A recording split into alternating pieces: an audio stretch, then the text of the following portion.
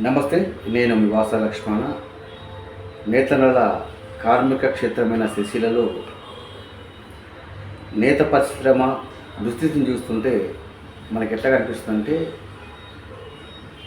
ఇప్పటికే దాదాపు ఈ 4 నెలల కాలంలో దాదాపు 9 నుంచి 10 మంది ఉపాధికరులు ఆత్మహత్య చేసుకోవడం,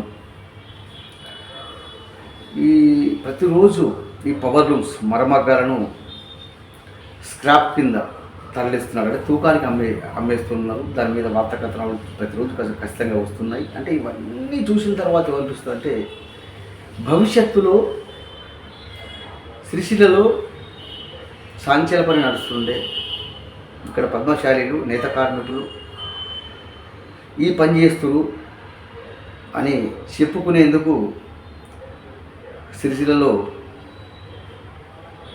చేనేతమైన విగ్రహమే మిగిలిపోతుంది ఏమో అనిపిస్తుంది. వాస్తవం అదే కదా. ఇప్పుడు ప్రతిరోజు పవర్ లూమ్స్ తరలిస్తున్నారు.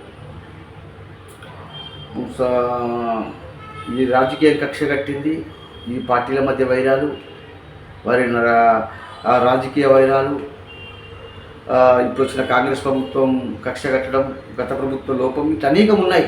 ఇవన్నీ బెండ్ చేసుకున్న తర్వాత పోతూ పోతూ పోతూ పోతూ మొత్తం ఇక ఒకప్పుడు సిరిసిల్ల మొత్తం ఏ ఇంటికాడికి పోయినా సరే సప్లై నడుతుండే, టక్కర్ సప్లై నడుతుండే. ఇప్పుడు ఏమైంది, మొత్తం నిశ్శబ్దం అయిపోతుంది.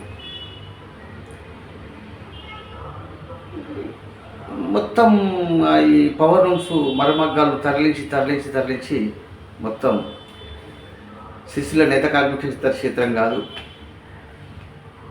అనే స్థితికి వస్తుంది. ఆ లోపల ఎంతమంది ఆత్మహత్య చేసుకుంటారో తెలియదు, కానీ ఎవరు ఆత్మహత్య చేసుకోవాలి. ఎందుకంటే చాలామంది నాకు ఫోన్ చేస్తారు, ఏందన్నా మీ వాళ్ళు అరే ఆ పని కాకపోతే వేరే పని చేసుకుని బతకని కాదు, అంటే ఆ పని చేయడానికి ఉట్టిలా వాళ్ళు అనేటువంటి అంటే వాటిపైన వాటి పట్టించుకోవడం లేదు సరికదా. ఇంకా ఈ రకంగా విమర్శలు వస్తున్నాయి.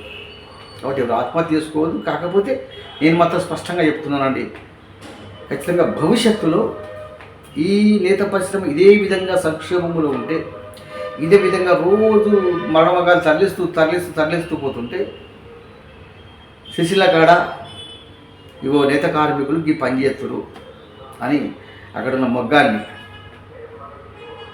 చూపించే పరిస్థితి కూడా రావచ్చు.